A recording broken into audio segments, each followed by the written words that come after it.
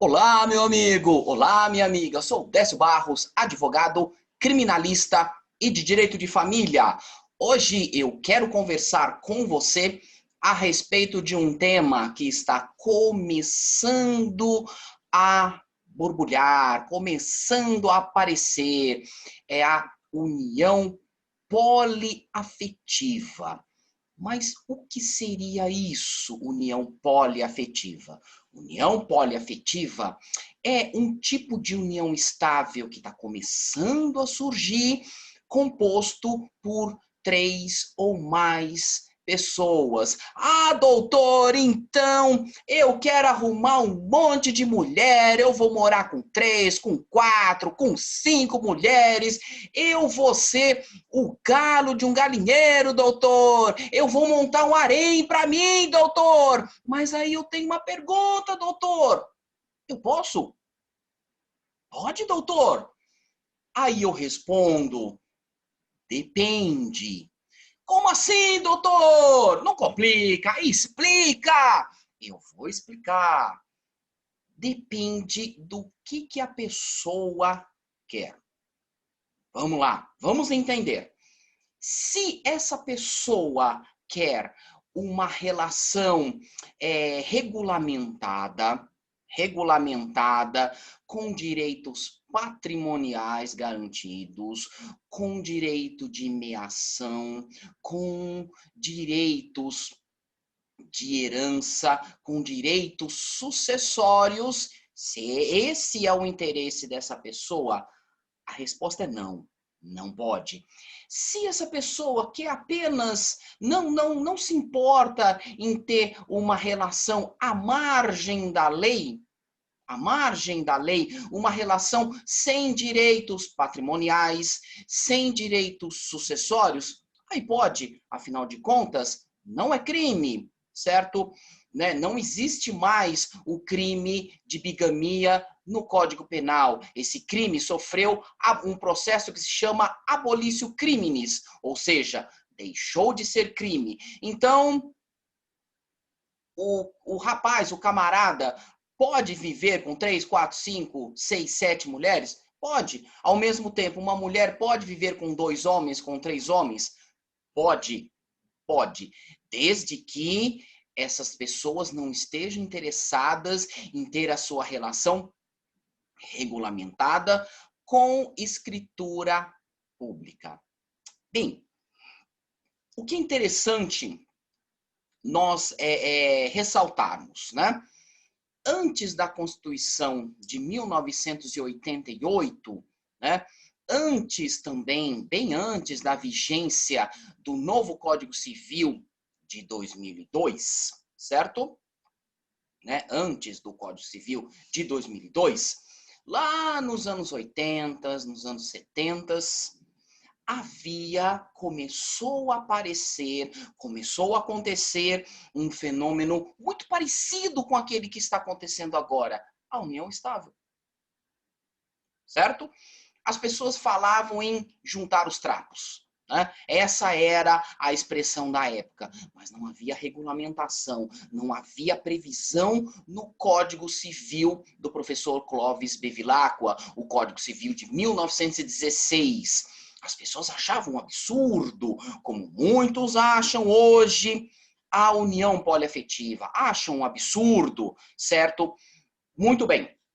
Quero só fazer um adendo. Eu não estou colocando a minha opinião pessoal, ok? Estou falando de maneira profissional, tudo bem? Tá. Aí veio a Constituição de 1988. Ela previu, né, a união estável. No seu artigo 226, caput, diz assim: a família, base da sociedade, tem especial proteção do Estado, e trouxe no seu parágrafo 3º, para efeito de proteção do Estado, é reconhecida a união estável entre homem e a mulher como entidade familiar, devendo a lei facilitar sua conversão em casamento. Então, na Constituição de 1988, tivemos, certo? O reconhecimento da união estável. Tá? A regulamentação, a positivação. E o novo Código Civil, em 2002, trouxe em seu artigo 1723 a previsão, a positivação da união estável. Muito bem. Como eu disse, um fenômeno muito parecido está acontecendo agora. Muitas uniões poliafetivas, de fato, existem nesse momento. Muitas, mas muitas estão nascendo. Porém, estas uniões poliafetivas não têm direitos regulamentados, como eu disse, sucessórios, direitos de meação, certo? Não existem direitos patrimoniais e direitos sucessórios. Não existe nenhum tipo de regulamentação. Muito bem. Porém, um cartório lavrou essa escritura.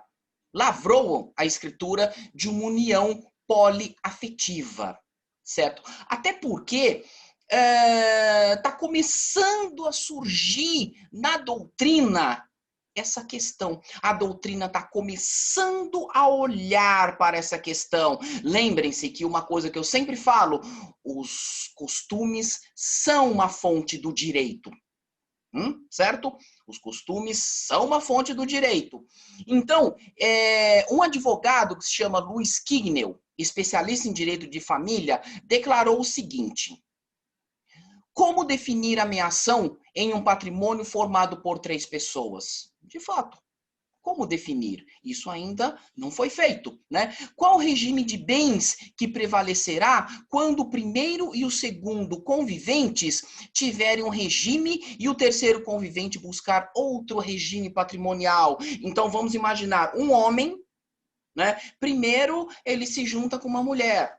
Essa mulher quer comunhão parcial de bens. Aí entra uma terceira mulher nessa união. Já virou união poliafetiva. Ela quer comunhão universal. Ou ela quer, né, participação final dos aquestos. Você entendeu? Então, é difícil, é complicado. E aí, uma advogada que se chama Haniti Sato, ela tem outra opinião. Ela diz o seguinte, ela disse assim, ela é especialista em direito de família, ela disse assim, reconhecer essa forma de união é reconhecer o direito de diversos brasileiros que vivem nessa forma de composição familiar. Certo? Então, a doutrina também está discutindo o assunto. Américo Luiz Martins da Silva diz, a forma de constituir família não pode ser taxativa. Então, ele já é favorável, né? Nem é escolha da lei e será regularmente constituída quando preencher os requisitos da afetividade, estabilidade e ostensibilidade. Já Rafael da Silva Santiago diz, também defende o reconhecimento jurídico do poliamor, por serem capazes de originar entidades familiares. Então, a doutrina está começando a olhar para esse fenômeno que, no campo dos fatos, acontece. Porém, um cartório, como eu já disse há instantes atrás, um cartório lavrou uma escritura pública de relação poliafetiva. E aí foi interposto uma demanda no Conselho Nacional de Justiça, a respeito dessa questão. E aí, o Conselho Nacional de Justiça disse o seguinte, eu vou ler parte da decisão. Não há no ordenamento jurídico pátrio qualquer permissão para que este modelo de união tenha foros na constituição da família, embora esta não possua mais aquele conceito clássico de matrimônio. Então, é claro, a lei reconhece que a família está mudando, certo? Então, existe graças a uma decisão do STF, né? A união homoafetiva, né? Então foi positivado a união estável na Constituição, no Código Civil, certo? Uma pessoa morando sozinha é uma entidade familiar, mas não mudou ainda tanto assim a ponto de acolher a união poliafetiva, certo?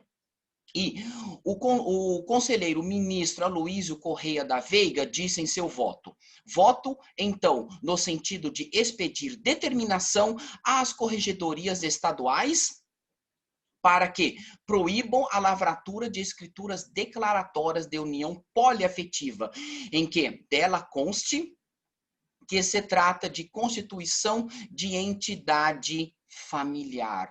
Então, o Conselho Nacional de Justiça proibiu os cartórios de lavrarem escrituras públicas oficializando uniões poliafetivas. Muito bem, eu darei a minha opinião profissional. Eu sempre digo e defendo que os costumes são uma fonte do direito. Então, a união estável começou a surgir lá nos anos 70, nos anos 80. A união estável, todo mundo achava um horror. Todo mundo achava um absurdo, o fim do mundo. Hoje é uma realidade. Certo? 40, 50 anos depois. Então, eu acredito que num intervalo de tempo, né? Num intervalo de tempo de 20, 30 anos no futuro, provavelmente esse tipo de união será, sim, reconhecida. Já é reconhecida por parte da doutrina. Parte da doutrina já reconhece, não assim a favor, mas diz que esse fenômeno já acontece. Já acontece, né? E a doutrina admite essa possibilidade. Ela admite essa possibilidade, né? Então, eu creio, na minha opinião profissional, eu creio que isso tornar-se-á realidade, né? Ou seja, o campo fático se encontrará com um campo legal em um determinado espaço de tempo. Era isso que eu tinha para falar para vocês. Muito obrigado pela atenção. Até um próximo vídeo.